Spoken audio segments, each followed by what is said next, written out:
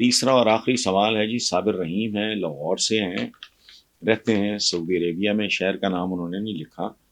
وہ کہتے ہیں جی ملک میں فری اینڈ فیئر الیکشن تو ایک خواب ہیں، اگر ہو بھی جائے تو اقتدار اکثریت کی بجائے اقلیت کو منتقل ہو جاتا ہے۔ بالکل ٹھیک ہے، اس کو اقلیت بھی نہیں کہنا چاہیے، یہ تو چند خاندان ہیں۔ اقلیت تو دیکھیں نا جی، ہمارے یہاں کرسچنز ہیں، ہندو ہیں، ہمارے سکھ بھائی ہیں، یہ سارے ہمارے ہم وطن ہیں، اور ان کی تو بڑی تعداد میں ہے۔ وہ اقتدار تو اقلیت کو نہیں چاہتا صابر رحیم صاحب، یہ تو چند مخصوص خاندان ہیں جنہوں نے پاکستان ان کے لیے حلوائی کی دکان ہے، وہاں وہ پورے خاندان کی فاتحیں پڑھتے ہیں، نسل در نسل چلتے ہیں۔ کن جگہ پہ کون کون، اور تو آ رہی ہے مولانا فضل الرحمان صاحب، دینی ہیں، شرعی ہیں، فلانا ہے ٹمکانا ہے، پورے کا پورا خاندان گھسا ہوا ہے سمجھی تک۔ اسی طرح دیکھ لیں یہ نواز شریف کو، پورے کا پورا خاندان، لوگوں کو بھی پتہ نہیں اور کون کون ہے، لاہور سے لے کے لائل پور تک پتہ نہیں کہاں کہاں ان کے کتنے رشتہ ہیں، ان کا لوگوں کو نام نہیں پتا۔ وہ دیکھتے ہیں یہ اسحاق ڈار ہے، یہ بیٹی ہے، یہ بھائی ہے، یہ بھتیجے ہیں، یہ فلانا ہے ٹمکانا ہے، لوگوں کو یہی نظر آتے ہیں۔ شیر علی سے لے کے بلال یاسین تک لاہور کے سارے رشتہ دار ہیں اور بڑے ہیں۔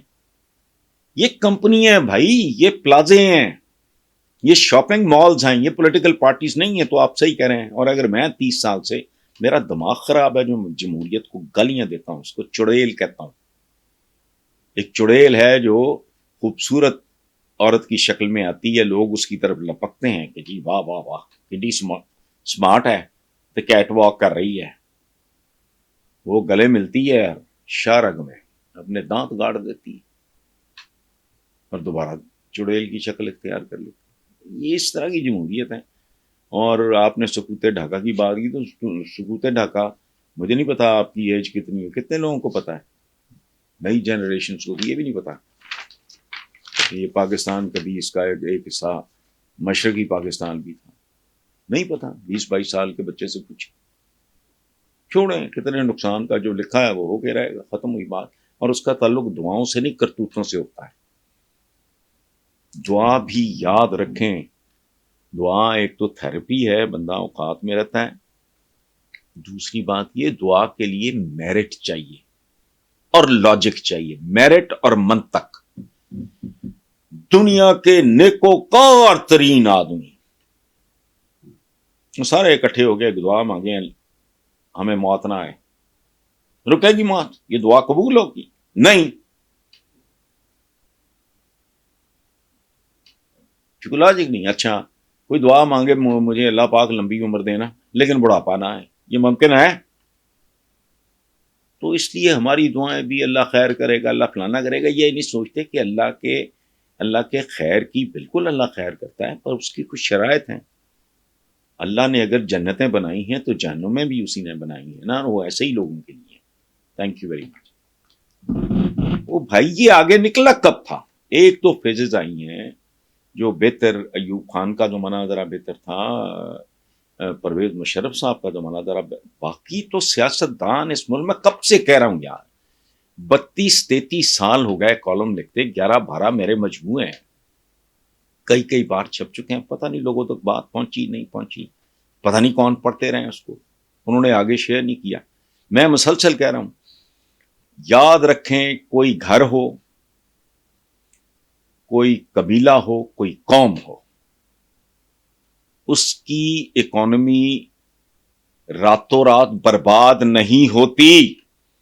یہ راتوں رات والا کام نہیں ہے، یہ کوئی بجلی کا سوئچ نہیں ہے، یوں کیا تو آن، یوں کیا تو آف، نو، وہ برباد ہونے میں وقت لگتا ہے، اور جیسے اس کی بربادی میں وقت لگتا ہے، راتوں رات نہیں ہوتا، اسی طرح قوموں کی معیشت کی بحالی میں بھی وقت لگتا ہے، راتوں رات۔ یہ بکواس کر رہے ہیں سارے جو سیاستدان اس وقت جھوٹ بول رہا ہے، ہمیشہ کی طرح، کوئی نئی بات نہیں ہے کر رہے۔ دیکھیں بات سنیں، پاکستان جب بنا تو عوام کی قربانیوں کے نتیجے میں بنا، جس کو لیڈ کر رہے تھے قائد اعظم، جانیں دیں، بیٹیاں اٹھوائیں، بہنیں اٹھوائیں، یہ عوام نے کیا سارا کچھ۔ نتیجہ میرے کئی کالم ہے اس بات پہ کہ میں 14 اگست نہیں مناتا، چونکہ 14 اگست اصلی آئی نہیں۔ پاکستانی عوام کے صرف حکمران تبدیل ہوئے ہیں. یہ رعایا ہی ہیں. پہلے گورے کی رعایا تھے, اب یہ کالے پیلے نیلے بد شکلے اب ان کی رعایا ہیں. 14 اگست 1947 یوم آزادی کالم ہے میرے, 20 سال 25 سال 30 سال 18 سال پرانے کتابوں میں محفوظ ہیں. ڈھونڈنا مشکل ہوگا اخباروں میں, کتابوں میں تو اچھا یہ ہوا ہی کبھی نہیں جب تباہی مچی, لوگوں کے خاندان اجڑ گئے, پرکھوں کی قبریں پیچھے رہ گئیں, لوگوں کی مائیں بہنیں بیویاں بیٹیاں اٹھائی گئیں.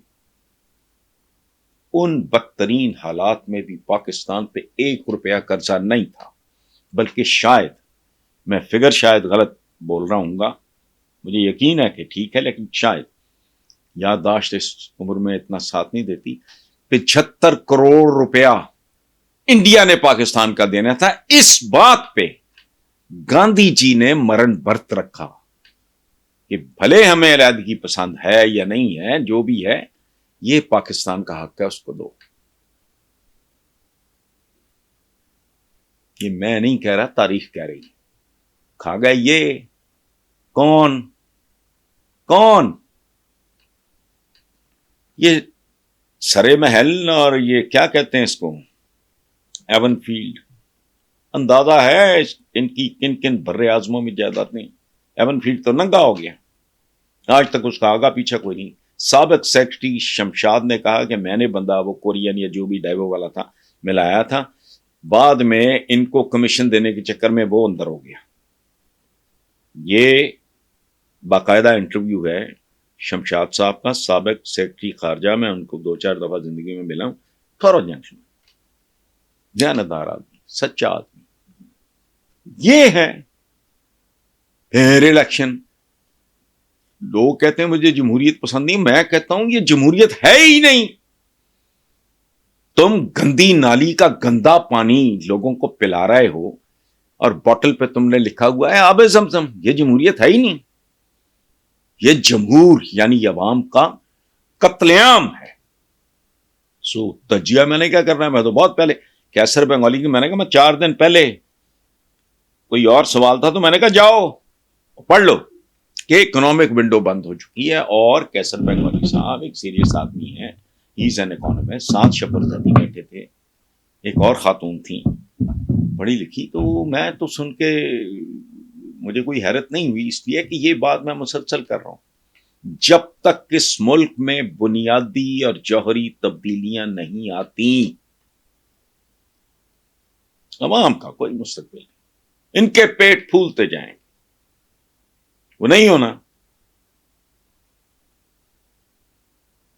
یہ بنیادی تبدیلیاں جب تک نظام میں نہیں آئیں گی, یہ تو پرو اشرافیہ بھی بدماشی ہے.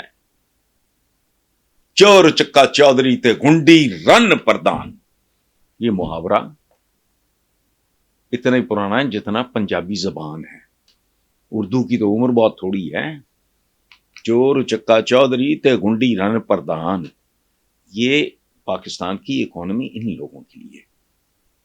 عوام کو پھر بجلی کے جھٹکے ہیں, فلانا ہے, بھوک ہے, ننگ ہے, غربت ہے, اور ملک ہے 75 سال بعد بھی لوگ کس چیز کے لیے کلپ رہے ہیں یار. حیران کن بات ہے.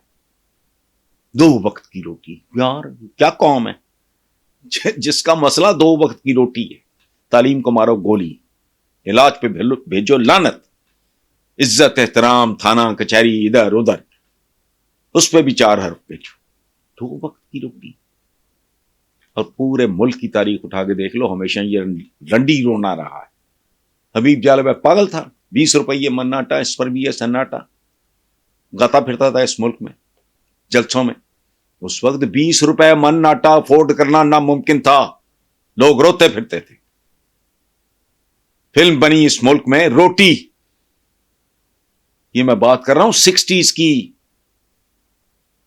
خدا کا خوف کرو. اس پہ تجزیہ میں نے تجزیے کی کیا ضرورت ہے.